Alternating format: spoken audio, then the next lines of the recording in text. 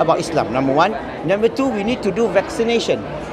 Assalamu alaikum wa rahmatullahi wa barakatuh. My dear brother and sisters in Islam, today we are here Straight Path Convention. मैं आप लोगों से मिलवाना चाहता हूँ हमारी एक ऐसी शख्सियत जो शेख लिम के नाम से जानी जाती है और वो बहुत मशहूर हैं, दावा में काम करते हैं, इस्लामिक दावा में। तो आइए इंशाअल्लाह अज़ीज़ हम उनसे मिलते हैं और उनका पॉइंट ऑफ व्यू जानने की कोशिश करते हैं।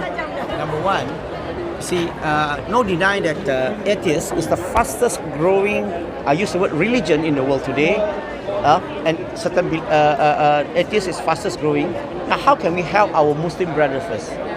Now, we must start to build the strong foundation, okay, about Islam, number one. Number two, we need to do vaccination.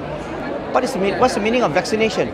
Now, we teach our children about what is atheism, how to refute all the questions that asked by the atheists. What are the arguments that they hold on to stay as an atheist? We already give answer to our children. So our children won't get surprised, won't get big surprise when they met an atheist, start to throw a question to him. But if you already explain to them, now they know the answer. They might not remember the whole thing, but they know there's an answer for it, the convincing answer. Therefore, they won't be influenced by the atheist. That's number one. Number two, if you want to give da'wah to the atheist, you need to learn, I need time to explain. To atheists, there's an approach that you can use, is the discovery, the greatest discovery by the modern scientists in the 20th century. That is, the universe is expanding steadily. This is the greatest discovery by the modern scientists. And through this discovery, we started to discover that when the scientists do reverse study, Stephen Hawking, in his book, The Brief History of Time, he do reverse study. When you reverse the time, universe is shrinking, it comes to a point of singularity. And this point of singularity, that's how we discuss with the atheists. Why? Because the scientists discover that the universe has a beginning. We settle a first group of atheists, that is the Buddhist atheists. Those Theravada, they are atheists.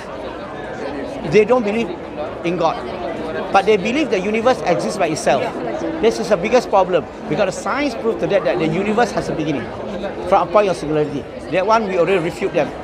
Now, if you ask the point of singularity, ask him, how can a point of singularity come to existence? But if you study science, they tell you that this point of singularity is dependent of hundreds of amino acids. He himself is dependent. Therefore, can he create out of nothing? Cannot. Okay? Can he create out of nothing? He cannot.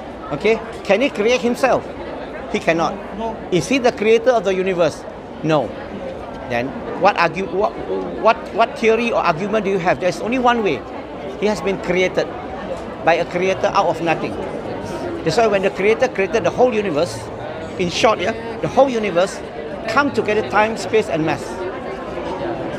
Okay? When you study physics, everything in this universe bounded by time, space, and mass. Now, before the universe was created, there is no universe. Do we have time, space, and mass? We don't have time, space, and mass. But does creator exist? Yes. Which means what? The true creator created the whole universe, okay, he's outside the flow of time, space, and mass. That's why you can use it. I mean, time's very short. If you give me a longer time to explain to you, you can use it to deal with the atheists. Wallahu alam.